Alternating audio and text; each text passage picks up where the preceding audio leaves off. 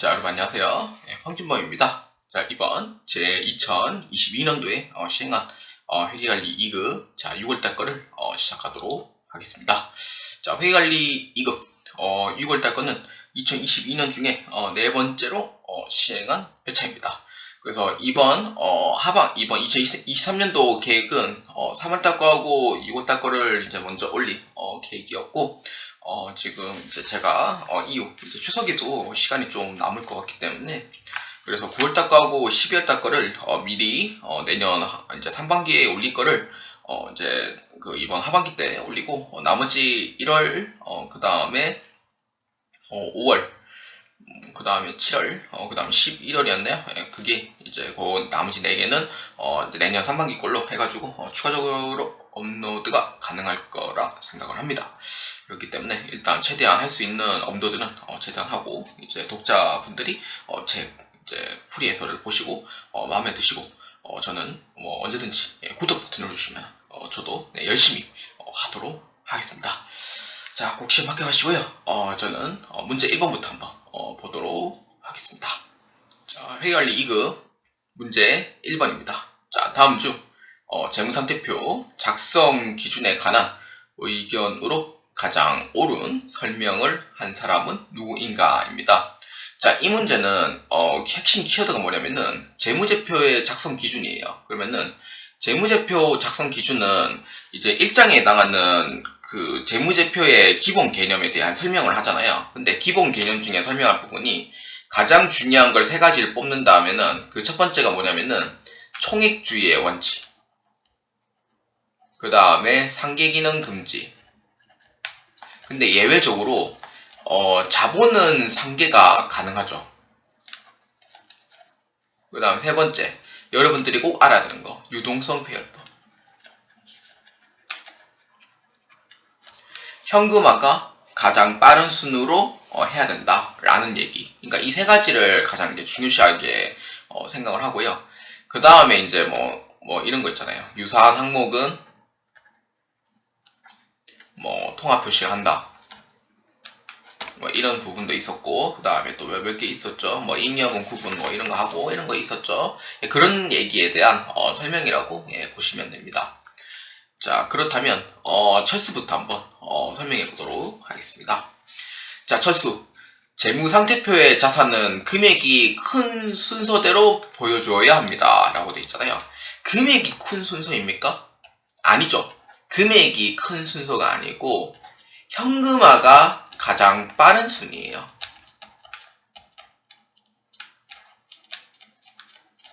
현금화가 가장 빠른 순. 그러면은 현금화가 가장 빠른 순이 뭐예요? 그렇죠, 현금이죠. 현금으로 이제 가장 빠른 순이고, 그 다음에 이제 빠른 순이 수표인 당좌 예금, 그 다음 여러분들이 많이 쓰는 통장인 보통예금 순으로 간단 말이에요. 이런 순으로 현금화가 가장 빠른 순이 유동성 배열법에 대한 설명이니까 철수에 대한 얘기는 맞을까요? 틀릴까요? 아니죠. 철수에 대한 얘기는 틀렸습니다. 그래서 1번은 아니에요. 자, 그 다음에 0이 동일거래처 채권과 채무잔액이 동시에 있는 경우 상계한 순액을 보여줘야 됩니다. 동일거래처라고 되어 있잖아요. 그 실무에 이제 경험하시면은 같은 거래처가 이제 물건을 판매하는 경우도 있고, 같은 거래처 상대로 물건을 구입하는 경우가 있거든요. 그때 이제 상계 처리를 하는 경우가 있는데, 근데 이 문제에서 오해하시면 안 되는 게, 재무제표에 보여주는 그 재무상태표에서 보여주는 거지, 원칙적으로는 상계금지 원칙이에요. 그러니까 비록 같은 거래처라도 상계는 허용되지 않습니다. 그래서 순액주의가 아니에요. 절대로 총액주의죠. 총액주의로 보여줘야 된다라고 돼 있죠. 그럼 0은 아니에요. 원칙을 얘기합니다. 원칙을. 그러니까 여러분들이 선생님 저 실무에서는 이렇게 상계 처리해가지고 순액으로 보여주던데요. 그거는 그 회계 처리할 때 그렇게 상계 처리하는 그런 거고, 이제 여기서 보여지는 거는 재무상태표이기 때문에 재무상태표는 무조건 총액주의 원칙으로 보고 있어요. 그렇기 때문에 같은 거래처라도 무조건 총액으로 보여줘야 되는 거, 그거를 꼭 잊으시면 안 되고요. 원칙에서 벗어나시면 안 됩니다. 그 다음에 영수입니다. 자본 거래에 의한 잉여금과 영업 활동에 의한 잉여금은 구분한다. 그렇죠. 잉여금의 구분 원칙이에요. 그 주식회사인 경우에는 자본금, 자본잉여금, 이익잉여금, 자본조정, 기타, 포괄, 손익, 누계이라고 됐잖아요. 자본거래에 대한 잉여금은 자본잉여금으로 구성되어 있고요. 그 다음에 영업활동에 의한 잉여금은 이익잉여금으로 구성되어져 있어요. 그렇기 때문에 잉여금은 구분해가지고 처리를 하도록 되어 있기 때문에 그 회계관리책 보면 있거든요. 있기 때문에 거기서 확인해 보시면은 정확히 알 수가 있고요. 그 다음에 순이입니다.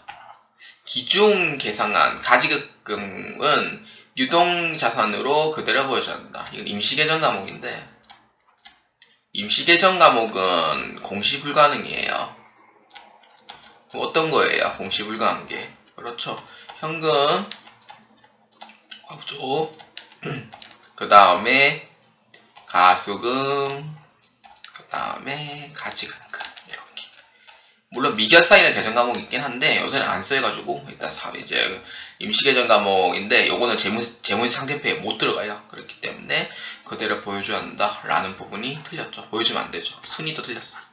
그럼 여기서 맞는 건 몇 번입니까? 그렇죠. 3번 영수만 정답이 됩니다. 그래서 영수가 답이다 라고 보시면 되겠습니다. 자, 회계관리 2급 문제 2번입니다. 다음 중 손익 계산서에 손익을 구분 표시하여 보여줄 때 가장 상위부터 보여지는 손익 순으로 올바르게 란 것입니다. 자, 이 문제는 손익계산서의 계산 구조에 해당하는 문제입니다. 원래 이제 이런 문제가 나오면은 전사회계나 전사세무회계는 정기분 손익계산서나 손익계산서 보시면서 찾으면 되는데 합법적인 컨닝이 가능하거든요. 근데 회계관리는 필기잖아요. 싹 다 알고 계셔야 싹 다 알고 계셔야 돼요. 그렇기 때문에 필기이기 때문에 이 부분에 숙지가 필요하다라고 보시면 돼요. 이 필기시험이라는 게 참 좋은 게 이게 합격만 해서 이런 목적이 아니고 여러분들한테 역량을 많이 기를 수 있는 진짜 기초적인 부분이 많아요. 그렇기 때문에 저는 회계관리 2급은 진짜 뭐 어느 회차도 풀이 해설하지만 전 진짜 추천드리는 바입니다. 진짜로. 자, 꼭 한번 자, 숙지해 주시고요. 자, 매출액에서 매출원가 빼면은 물건값에 대한 순수 마진 매출 총 손익입니다. 손실 또는 이익. 요거는 물건값에 대한 마진이에요.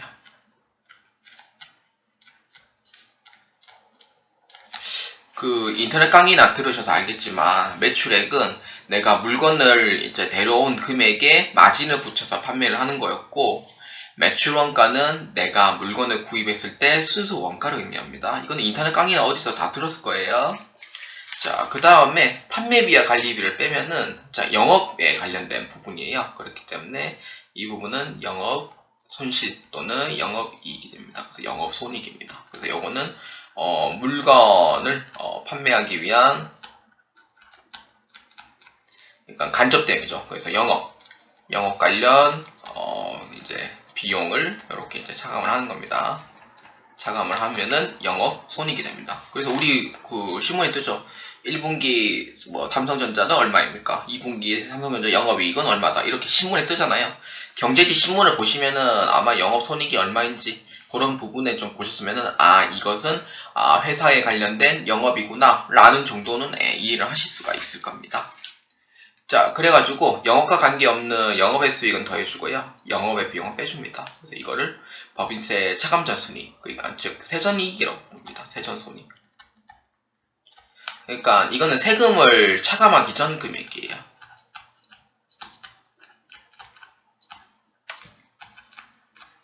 그래서 이거는 이제 법인세 차감전 이익이라고 부르죠.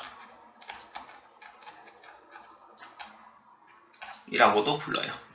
자, 그건 세전손익이고 거기에서 이제 세금을 빼면은 이제 순수 단기에 이제 순 이익이나 손실이 나옵니다. 그래서 단기순 손익이라고 보시면 돼요. 그래서 모든 수익과 이제 모든 비용을 차감한 후에 순손익이라고 보시면 돼요. 그래서 제가 이제 괄호에 적어놨던 이 파란색을 보시면은 이 순으로 해가지고 보시면 됩니다. 자, 그러면은 이 순서를 봤을 때 그 순서가 올바르게 나야 된 건 몇 번인가? 자, 한번 보도록 하겠습니다. 자, 밑에 보면은 자, 몇 번입니까? 정답이 그렇죠. 매출 총손익으로 시작을 하고 그 다음에 영업손익으로 시작을 함으로써 그 다음에 세금을 내야 될 금액을 이제 결정해야 되니까 법인세 차감 전 순손익 그 다음에 단기 순손익입니다. 그래서 2번에 해당하는 정답은 몇 번입니까? 라고 물어보면은 제가 순서대로 얘기하는 문제는 정답 2번으로 체크해 주시면 되겠습니다. 자, 회계관리 2급 문제 3번입니다. 자, 다음 중 회계상 거래에 해당하지 않은 것은 무엇인가? 입니다. 자, 이 문제는요, 이건 오타가 아니고요. 끊어서 읽으셔야 돼요. 다음 중 회계상 거래에 해당하지 않는 것은 무엇인가? 이렇게 끊어서 읽으셔야 되고요. 오타가 아닙니다. 자, 회계상 거래에 해당되지 않은 것. 자, 회계상 거래가 아닌 거를 이제 보는 게 더 빠르겠죠. 회계상 거래가 아닌 거. 뭐 이거는 뭐 인터넷 강의나 여러분들 그 오프라인 뭐 직업 전문 학교나 학원에서 다 들었을 거라 생각을 해요. 그 다음에 학교 수업에도 들었을 거라 생각합니다. 뭐 어떤 거냐면은 뭐 회계상 거래가 아니다. 뭐 이런 거는 거의 주문. 그러니까 말로만 이제 막 라라라라 해가지고 여기 좀 여기 철강 150 ET요. 그 단가가 저기 판매 단가가 한 850원인데 괜찮겠어요? 그 두 다발 주문 좀 부탁드려요. 이게 이제 주문. 그러니까 저는 이제 철강회사에 있었기 때문에 이제 그런 부분을 좀 많이 들었고요. 그 다음에 계약서만 작성하는 건 안 돼요. 계약서만 작성하는 게 아니고 계약서가 왔다 갔다 해야 되거든요. 계약서만 작성하는 건 안 되고 그 다음에 구두개요. 말로만 우리 악수해가지고 우리 좀 계약합시다 이렇게 이제 악수만 하는 건 안 돼요. 뭐 그 다음에 이제 뭐 채용 공고일 때 뭐 월급 뭐 연봉 협상 예를 들어서 뭐 연봉이 3,800이다 그러면은 이번 연봉 협상 때는 3,950으로 올려주셨으면 감사합니다 라고 이제 얘기를 하는 게 연봉 협상이라는 얘기죠. 그러니까 이런 부분은 재산 증감이 없기 때문에 그래서 이거는 회계상 거래가 아니에요. 그래서 이런 부분을 이제 보는 거고요. 그래서 자, 재산 증감이 있나 없나 한번 봅시다. 자, 3번에 1번입니다. 자, 소유하고 있던 건물 임대료 2만원을 받았습니다. 물론 돈이 받았으니까 재산이 올라가는 게 맞죠. 그래서 1번은 거래가 됩니다. 자, 2번 은행에서 4만원을 빌리기 위하여 대출 상담을 받다. 요런 알라라라라 해가지고 여기 좀 대출 상담을 좀 받으려고 전화드렸습니다. 여기 저희 대출 좀 가능할까요? 이러면은 뭐 고객님 재산을 확인하고 법인의 재산을 확인한 후에 다시 연락드리겠습니다. 이거는 재산 증감이 없잖아요. 상담만 받은 거지 재산 증감은 없어요. 그렇기 때문에 2번은 거래가 아니다 하고 보시면 되고요. 그 다음 3번 다른 회사의 주식 5만원에 구입하다. 투자한 거잖아요. 투자한 거는 내 재산이 올라가게 돼요. 그렇기 때문에 거래가 맞고 4번 은행 대출 이자 5,000원을 지급함에 불구하고 미지급했답니다. 비록 지급을 안 했지만 재산에 감소가 일어난 것은 변함없는 사실입니다. 그렇기 때문에 4번은 맞아요. 그래서 이에 해당하는 정답은 몇 번이냐면은 2번으로 체크해 주시면 되겠습니다. 자, 회계관리 2급 문제 4번입니다. 자, 다음은 재무상태표와 손익계산서를 간단하게 나타낸 것이다. 대차 평균 원리에 의하여 회계상 거래로 나타날 수 없는 것은 무엇이냐입니다. 자, 이 문제는 대차 평균 원리에 의하여 회계상 거래로 나타날 수 없는 거라고 되어 있는데 이 문제는 완전히 이해를 하셔야지만 문제를 볼 수 있고요. 아마 이 내용을 봄으로써 아마 이해를 하셨을까 생각하는데 그렇습니다. 거래의 판료소에 대한 설명입니다. 거래의 판료소는 자산의 증가, 자산의 감소, 부채의 감소, 부채의 증가, 자본의 감소, 자본의 증가, 비용의 발생, 수익의 발생 이렇게 이제 보잖아요. 거래의 판료소에 대한 설명입니다. 그렇기 때문에 부채 감소와 부채 증가는 차변 대변에 올바르게 담았고요. 자산의 증가, 자본의 증가도 차변 대변의 위치가 담았습니다. 자산의 증가, 수익의 증가도 차변 위치가 맞고요. 비용의 증가, 부채의 감소인데 부채가 감소하려면은 차변에 가야 되는데 부채의 증가로 가야지 대변의 요소가 이제 되는 거죠. 그래서 이렇게 해야 맞는데 부채의 감소는 차변이기 때문에 비용의 증가는 또 차변이에요. 그렇기 때문에 차변과 차변의 한쪽으로 몰아낼 수는 없거든요. 그렇기 때문에 차변과 대변에 이러한 맞는 게 원래는 비용의 발생과 부채의 증가입니다. 그래서 맞지 않기 때문에 이에 해당하는 정답은 몇 번입니까? 물어보면은 4번입니다. 라고 답해 주시면 되겠습니다. 자, 회계관리 2급 문제 5번입니다. 다음 자료를 통하여 기역에서 리을을 계산하면 얼마인가 입니다. 단 기중에 자본거래는 없다고 가정합니다.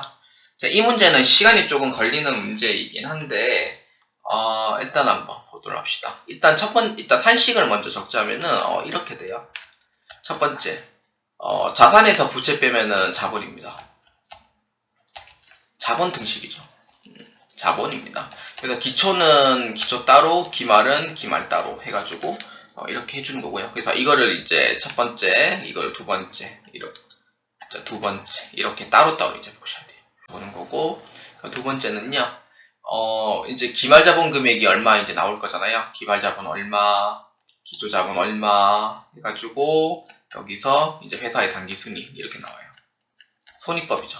이건 손익법이라고 부르죠. 손익법이고 그 다음 재산법이죠. 죄송해요. 재산법입니다. 재산법이고 세 번째 손익법이 이거죠. 수익에서 비용을 빼면은 단기순이익 이렇게 나옵니다. 그러면은 1번하고 2번 거를 먼저 하되 그 다음에 3번 거를 하면 되죠. 근데 문제는요. 2번에 해당하는 기말부채 금액도 얼마인지 모르고 기말자본도 얼마인지 모르는 상태이기 때문에 순서를 어떻게 잡냐면은 순서는 이쪽 기초자산과 기초부채 기초자본의 1, 그 다음에 총수익과 총비용 단기순이익을 2 이렇게 잡으면 돼요. 자, 그러면은 산식이 이제 이렇게 되는 거죠.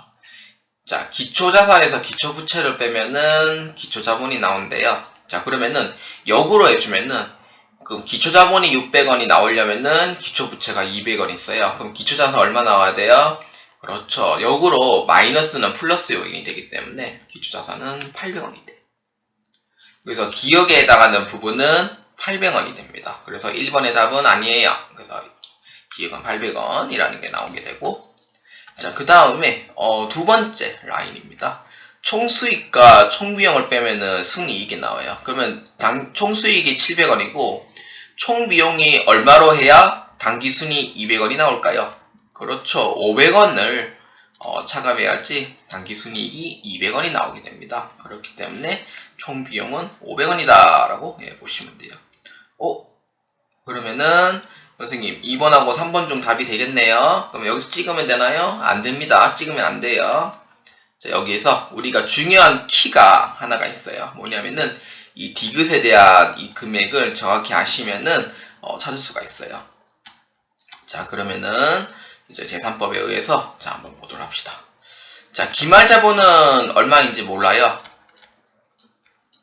자, 여기 이제 제 동그라미 2번에 적어놨던 내용입니다. 자, 이 내용을 지금 하고 있는 거예요. 자, 기말자본은 얼마인지 몰라요. 자, 그 다음에 기초자본을 이렇게 이제 빼셔야 돼요. 그래서 얼마냐면은 기초자본은 600원이더라. 이렇게. 그래서 뺐더니 단기순이익은 얼마입니까? 라고 했을 때 얼마인지 알 수 있죠. 단기순이익 얼마입니까? 200원이 돼요. 자, 그러면은 역으로 이제 역으로 해주면은 마이너스가 플러스잖아요. 그러면은 기발자본 얼마입니까? 그렇죠. 800원이 되죠. 800원이 됩니다. 그러면은 기말자본은 800원이 되면서 자산에서 부채 빼면은 자보이니까 기말부채는 700원이 나옵니다. 자, 그러면은 디귿에 해당하는 답은 800원, 니은에 해당하는 답은 700원이 되는 거예요. 그렇기 때문에 정답은 몇 번입니까? 라고 물어보시면은 자, 정답은 3번으로 해주시면 됩니다. 자, 회계관리 2급 문제 6번입니다. 자, 다음 거래에 대한 분계 중 가장 올바르지 않은 것은 입니다. 자, 이 문제는 이제 분기에 관련된 문제고요. 전표 입력은 여러분들이 특히 회계 실무자 입장에 있어서는 상당히 이제 생명과 같은 분기라고 보시면 됩니다. 이 문제는 꼭 다 맞추시길 바라고요. 자, 문제 6번. 자, 한번 보도록 합시다. 자, 1번. 매출 채권을 현금으로 회수했다. 회수했다는 거는, 나는 이제 외상대금에 대해서 이제 현금 받았으니 외상매출금에서는 그 권리가 생겨야 상실이 돼요. 그렇죠. 권리가 상실되죠. 권리가 상실되면은 자산의 감소가 일어나게 돼요. 누구 입장에서? 외상매출금 입장에서. 자, 그러면은 회기 처리는 어떻게 해야 돼요? 내 돈이 들어왔잖아요. 내 돈이 들어왔기 때문에 내 돈이 들어오면은 무조건 자산의 증가예요. 차변입니다. 자산의 증가 차변으로 처리를 해요. 그러면 1번에 대한 얘기는 맞아요? 아니죠. 이거는 회수했다는 분기가 아니에요. 이거는 아무것도 아닙니다. 이거는 분기가 반대로 되어 있기 때문에 1번은 아니다 라고 보시면 되고, 자, 그 다음에 2번. 장부 금액이 50만원인 토지를 80만원에 처분했다. 처분했다는 거는 내 재산이 이제 있었는데 처분했다. 그 뜻은 내 재산이 없어진 거죠. 그래서 내 재산을 없어진 거기 때문에 자산의 감소가 일어나게 돼요. 그렇기 때문에 자산의 감소는 대변으로 처리합니다. 그렇기 때문에 토지는 당시 취득하는 금액 그대로 처리를 하고요. 돈을 얼마 받았습니까? 수령한 금액은 얼마예요? 80만원이죠. 그래서 80만원의 돈을 받은 거예요. 여러분들 이 용어에 대해서 헷갈리시면 안 돼요. 처분했다는 거는 내 돈을 받았다는 뜻이 돼요. 그 다음에 이제 토지라는 자산은 이제 다른 사람에게 넘어갔기 때문에 내 재산에서는 내려가게 되는 거예요. 그래서 그 부분 잘 기억해 주시고요. 그래서 처분하면서 생긴 이익입니다. 그래서 유형자산 처분이익으로 처리하시면 됩니다. 그래서 2번에 대한 얘기는 맞다라고 보시면 되고요. 자, 그 다음에 3번. 차입금을 통하여 현금 500만원을 조달했다. 차입금이라는 것 자체가 대출금을 뜻해요. 우리 돈 필요하면은 은행에 돈을 빌리잖아요. 그렇기 때문에 차입금은 부채예요. 돈을 갚아줘야 될 의무가 있기 때문에 부채의 증가가 됩니다. 대출금은 돈이 들어오는 구조예요. 돈이 나가는 구조가 아닙니다. 대여금이 돈이 나갔다가 다시 돌아오는 거고, 차입금은 돈을 받았다가 다시 돈을 갚아줘야 돼요. 그렇기 때문에 그래서 차입금은 부채의 증가가 되고요. 다달이 돈을 갚아주시면 돼요. 이자와 함께. 그래서 돈이 들어오기 때문에 차변에 500만원만큼 처리하시면 되고요. 그 다음에 토지를 현금으로 구입했다. 현금이 나갔죠. 현금이 나간 거기 때문에 자산의 감소인 대변으로 처리하고요. 토지를 내가 구입했다. 그 뜻은 내 재산이 올라가게 됩니다. 내 재산을 구입하면은 자산의 증가인 차변, 내 재산을 처분하면은 내 재산이 다른 사람에게 넘어갔잖아요. 그렇기 때문에 대변으로 처리를 하는 겁니다. 그래서 토지는 재산의 증가, 차변으로 처리합니다. 그러면은 이 문제의 답이 몇 번이에요? 그렇죠. 틀린 답은 1번으로 체크해 주시면 됩니다. 그래서 2번하고 3번하고 4번은 맞는 얘기가 되고요. 그래서 1번 같은 경우에는 틀렸다라고 보시면 됩니다. 그래서 정답은 1번입니다. 자, 회계관리 2급 문제 7번입니다. 자, 다음 중 현금 흐름표에 관한 설명으로 가장 올바르지 않은 것입니다. 현금 흐름표예요. 자, 1번. 현금 흐름표는 기업의 활동을 영업활동, 투자활동, 재무활동으로 구분하여 각 활동별로 현금의 요익과 유출에 대한 내역을 보여준다. 활동이 뭔지는 꼭 아셔야 돼요. 이거는 여러분들 인터넷 강의나 아니면은 저 책에서 분명히 봤을 거라 생각합니다. 그래서 활동은 영업활동, 투자활동, 재무활동. 이거 상세하게 아마 얘기를 하진 않았을 거예요. 회계관리 2급은.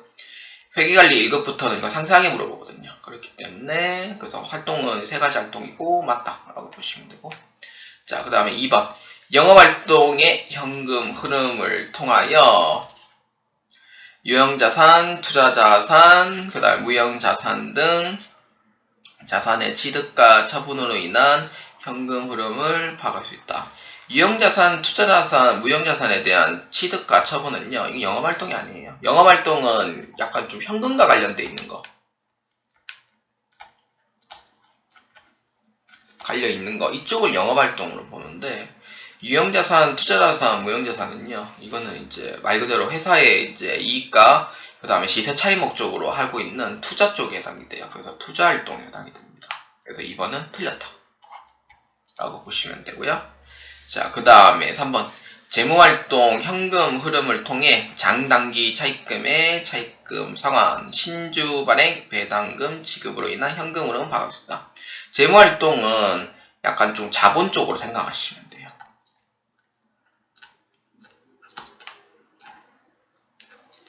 자본과 관련있다고 생각하시면 돼요. 그래서 뭐 차입금의 상환, 그 다음에 신주 발행, 그 다음 배당금 지급 이런 거에 대한 현금 흐름을 파악할 수 있다라고 보시면 되고 그래서 3번은 맞아요. 자, 그 다음에 4번 현금 흐름표의 작성법에는 영업활동으로 인한 현금 흐름을 보고하는 형식에 따라 직접법과 간접법이 있다. 이게 영업활동에 대한 현금 흐름은요. 이게 직접 하는 방식도 있고 간접하는 방식이 또 따로 나눠져 있어요. 책이 있을 겁니다. 그렇기 때문에 그래서 4번에 대한 얘기는 맞습니다. 그래서 올바르지 않은 거는 몇 번이냐면은 영업활동이 아닌 투자활동으로 봐야 되는 부분이기 때문에 정답은 2번으로 체크해 주시면 되겠습니다. 자, 회계관리 2급 문제 8번입니다. 자, 다음 문장에 빈칸에 들어갈 말로 가장 올바르게 짝지어진 것은입니다. 자, 문제 한번 읽어볼까요? 자, 일반 기업 회계의 기준은 재무제표상 매출 채권을 회수 가능한 금액으로 표시하도록 하고 있다. 원래 이게 무슨 말이냐면은 회수 가능 금액을 매출 이제 뭐 금액을 표시하고 있다는 뜻은 뭐냐면은 외상 매출금이 만약에 10,000원 있다고 쳐요. 자, 근데 대손 충당금이 1,000원 있다고 쳐요. 그래서 이걸 이제 회수 가능한 금액으로 되어 있기 때문에 이 부분에 대한 대손 충당금을 차감한 나머지 금액을 이게 회수 가능 금액으로 이제 부르고 있어요. 그래서 재무제표상 매출 채권은 회수 가능한 금액으로 표시하고 있다라고 보시면 되고 따라서 매출 채권 중 회수가 불가능한 금액을 합리적으로 추정하여 이 금액을 뭐로 한다입니다. 회수 불가능한 금액을 합리적으로 추정한다라는 뜻은 이거는 이제 돈을 얼마 못 받을 거라 생각하는 약간 좀 비상금 설정하는 형식이랑 똑같죠. 일단은 추산을 해놓는 거예요. 그러니까 얼마 정도 내가 1% 정도를 못 받을 것 같다, 뭐 5% 정도 못 받을 것 같다 라는 거를 이건 대손 추산액이라고. 얼마 정도 못 받을 것 같다, 합리적으로 뭐 추정한다, 이러한 부분에 항아리 신주단지에 모셔놓기 위하여 이제 추정을 하는 게 대손 추산액이고 추산이라고 이제 적혀 있기 때문에 그래서 대손 추산액으로 보시면 되고요. 그래서 2번하고 4번은 답이 될 수가 없어요.